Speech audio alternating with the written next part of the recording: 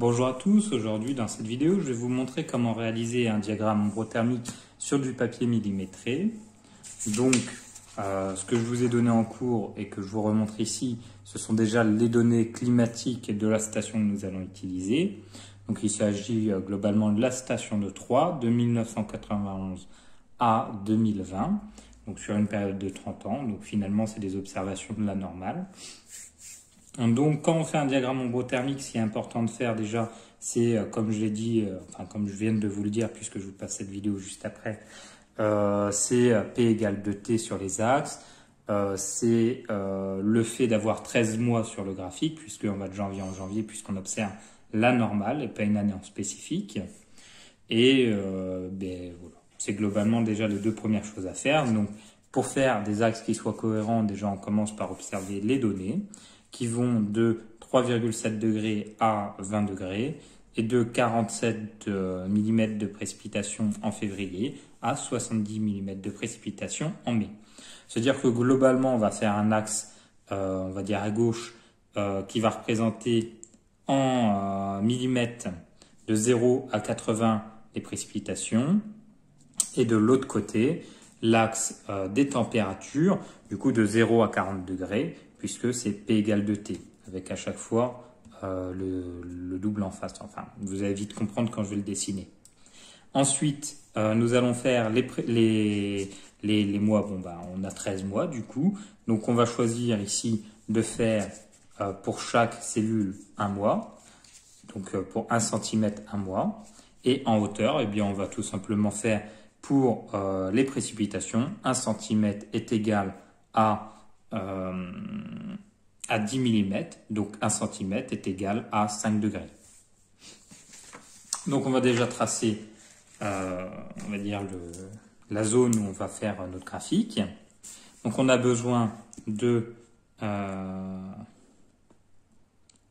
regarde que ça tombe bien dans le cadre, on va commencer ici, l'en va être en 0 pour les deux axes, 10, 20,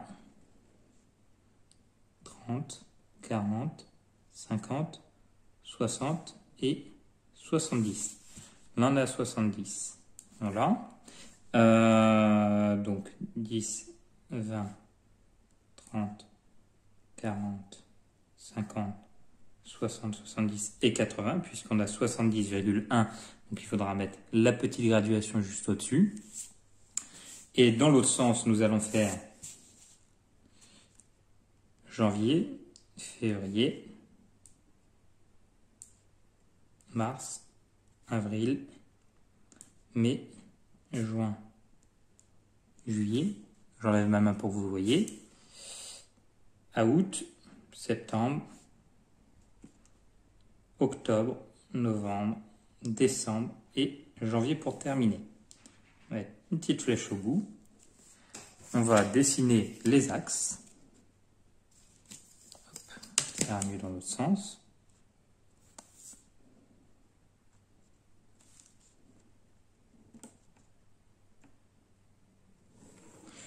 Donc je vous conseille plutôt de le faire au crayon de papier, hein. Ça évitera que si vous vous trompiez, vous soyez obligé de tout refaire. Voilà. Donc on rajoute un petit précipitation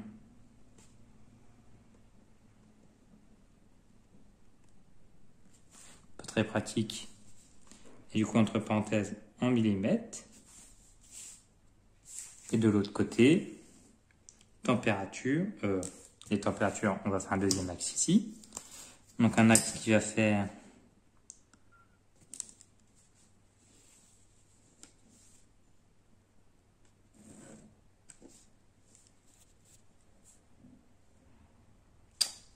bon, on va le conserver ici, c'est trop tard. Qui va faire du coup de 0 degré jusqu'à 40 degrés. Donc on va juste les mettre de 10 en 10. 10, 20, 30 et 40. Donc à chaque fois, on va de 5 en 5. Enfin, vous avez compris. On a mis 0 parce que on est dans le cas où on n'a pas de température négative, hein, sinon il aurait fallu déplacer les axes. Hein. Mais bon, ça, on n'a pas eu le problème dans le cas de la station de 3.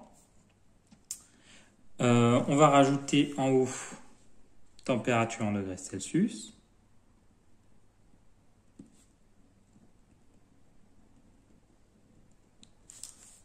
Voilà.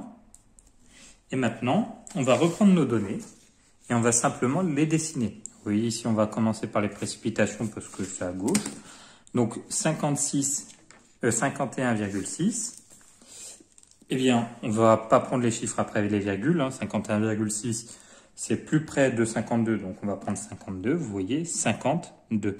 Donc c'est-à-dire que sur le mois ici de juillet, on est à 52 là et ici. Voilà. Donc, on dessine.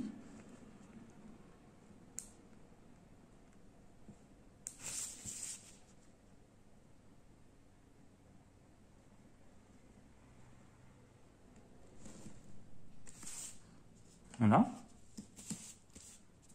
Ensuite, on va faire le mois de février. Globalement, c'est 47.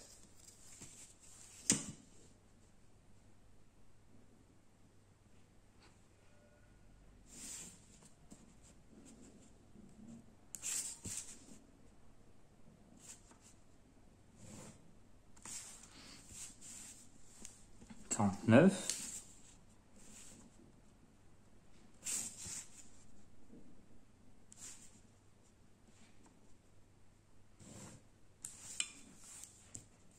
Cinquante.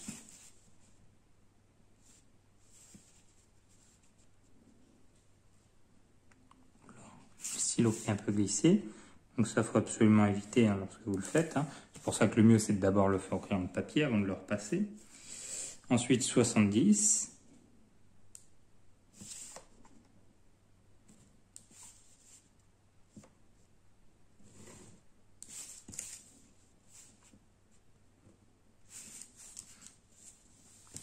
Cinquante-six.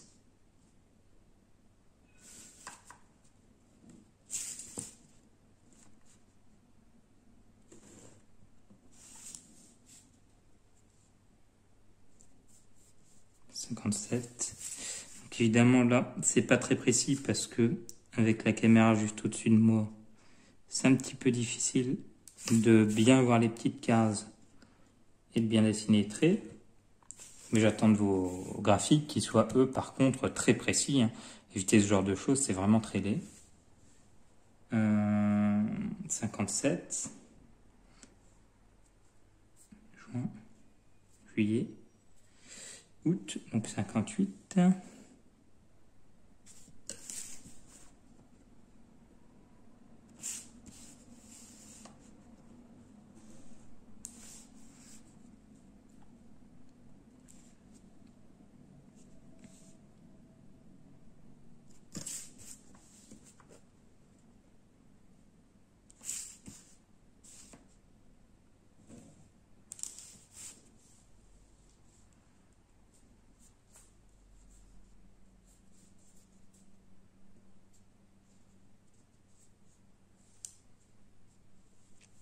65.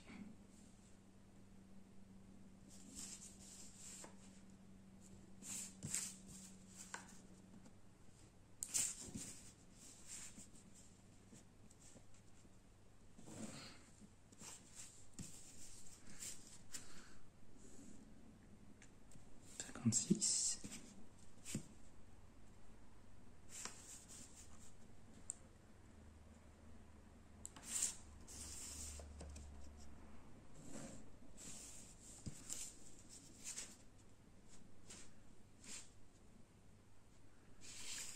61.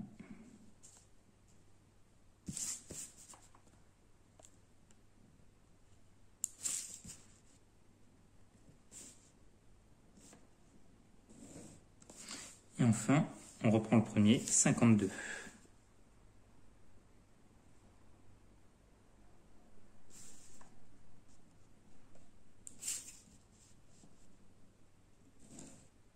' Encore une fois, idéalement, ce serait bien que cet axe-là soit collé, mais bon, là c'est un peu tard pour le modifier. Et vu que c'est pour l'exemple, voilà. Ensuite, nous allons prendre les températures. Donc nous reprenons la ligne du dessus. Donc 4, 3,7, vérifions. Du coup là ça va être 2. De la même manière, on ne va pas prendre les chiffres après la virgule. Là c'était 4, tout simplement. Donc on va de 2 en 2. Hein, finalement, vous voyez que là on est à 5. On a 2,5. Et du coup, on en a 5, ça veut dire qu'on a 0,5 par graduation. Ce qui représente finalement 2,5, 3, 3,5. Donc on va se mettre à 3,5. Vous voyez, c'est 0,5 par graduation. Donc vu que c'est 3,7, on va prendre 3,5. Donc on va se placer au milieu de l'axe du point et on va le mettre à 3,5 qui correspond finalement à la 7e graduation.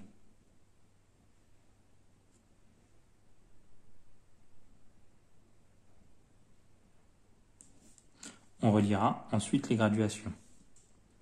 Février, 4,2, donc 4. Donc là, on arrondit finalement au demi à chaque fois. Donc c'est 2 graduations, donc c'est à la 8e graduation.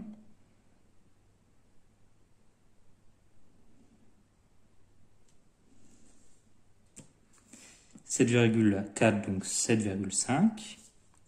Donc 5, 7,5, c'est entre les deux.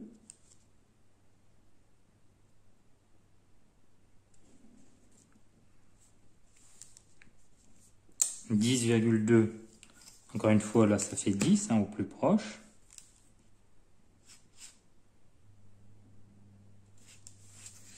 Ensuite, on a 14,1, donc 14. Donc ça fait, vous voyez ici, 10. Là, on est à 12,5. Et là, on a 15. Donc avec 0,5, on enlève 2 graduations. C'est-à-dire qu'on est ici. Donc c'est sur ce mois-ci. Hop.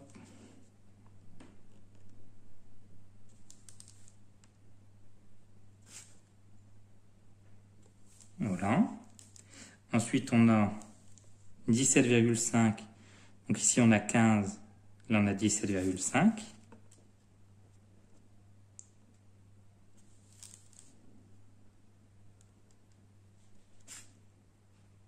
Encore une fois, je me répète, hein, mais il suffit de compter les graduations. Hein. Chaque petite graduation fait 0,5.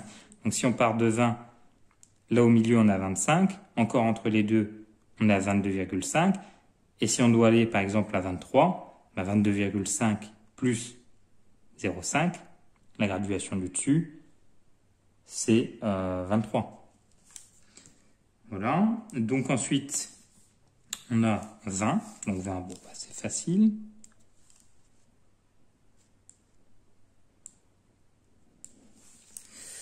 Ensuite, on a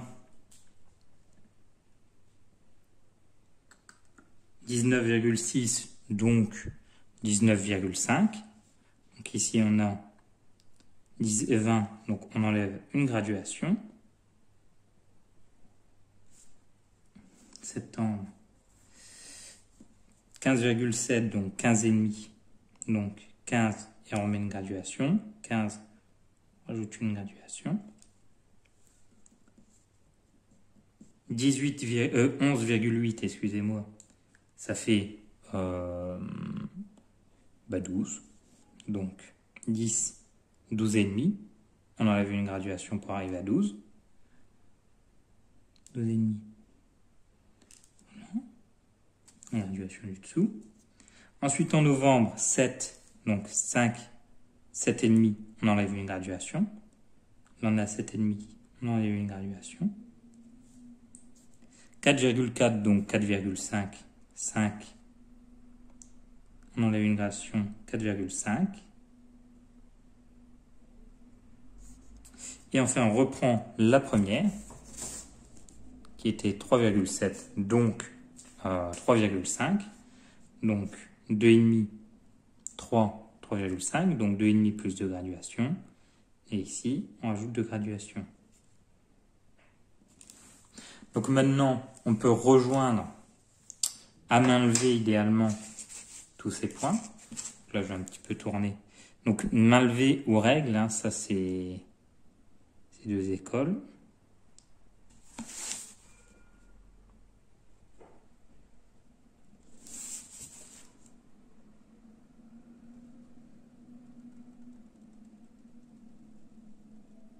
En tout cas, ce qui est sûr, c'est qu'il faut une seule ligne.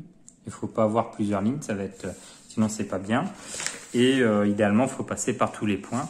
Moi, on voit ici qu'il ne passe pas parfaitement. Bon, ça c'est du moment qu'on a écroît, de toute façon, on sait c'est quoi l'exactitude. Donc là, on a un diagramme ombrothermique qui est quasiment complet. Il va nous manquer finalement un titre. Donc ce titre-là, c'est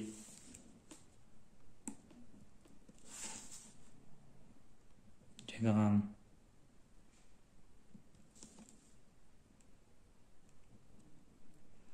ombrothermique de Troyes. C'est la station de Troyes. On aurait pu mettre de la station de Troyes, ça aurait été plus précis. Selon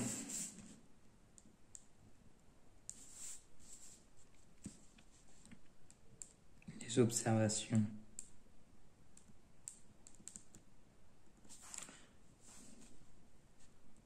de la normale,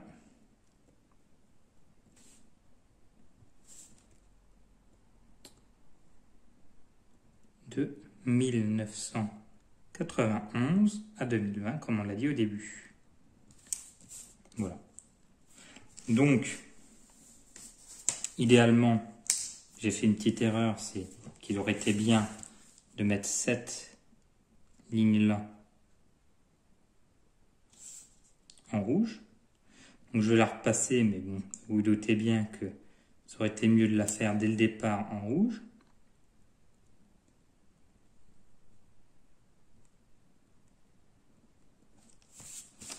Voilà, on va faire une petite légende. Donc,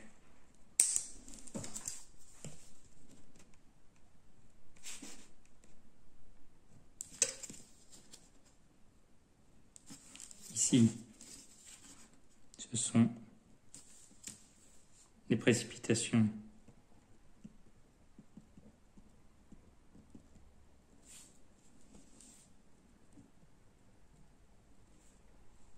en millimètres.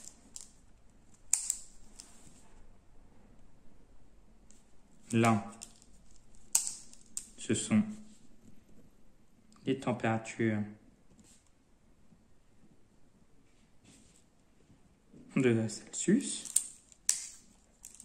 Il nous manque encore deux petites choses. Si on regarde notre schéma ici, eh bien, c'est la moyenne annuelle des précipitations et la température moyenne annuelle. Donc 56,3 et 10,7. Donc, ce qu'on va faire, c'est qu'on va rajouter ici sur ce petit schéma des petites croix pour bien identifier que ici on parle, vous voyez, de la courbe rouge avec des petites croix.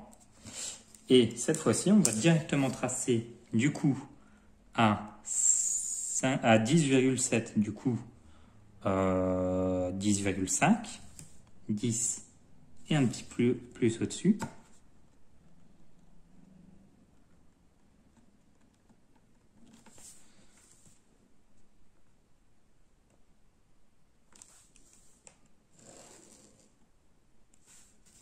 Bon, vous voyez ma ligne est un petit peu...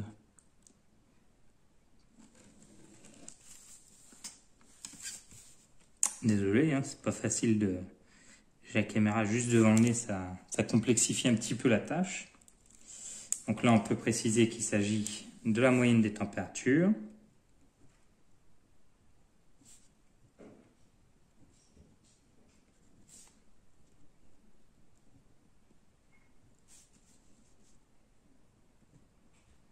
En millimètres. Oui, une ligne droite, environ une ligne droite. Et rouge. Et enfin, On va mettre la moyenne des précipitations qui est donc à 56,3, donc globalement à 56. Donc 56, ça nous emmène ici.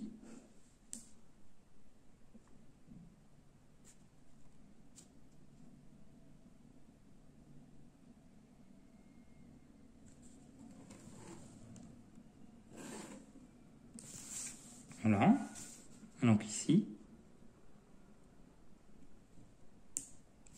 on a la moyenne des précipitations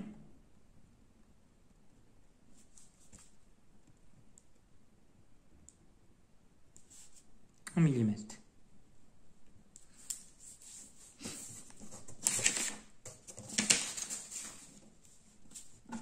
Si on le souhaite, on peut même faire une petite échelle de ce type-là. En fait, si on le souhaite, mais on va le faire.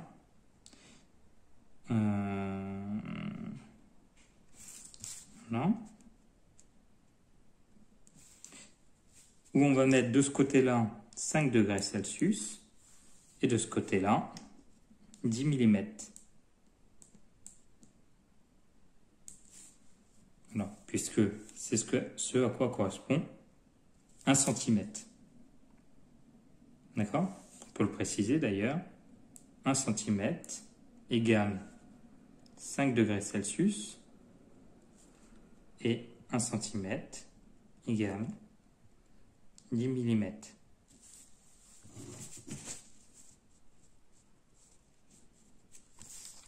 Bon voilà, je suis désolé, c'est pas très propre, mais je pense que vous avez compris l'idée. Voici comment on réalise un diagramme ombrothermique.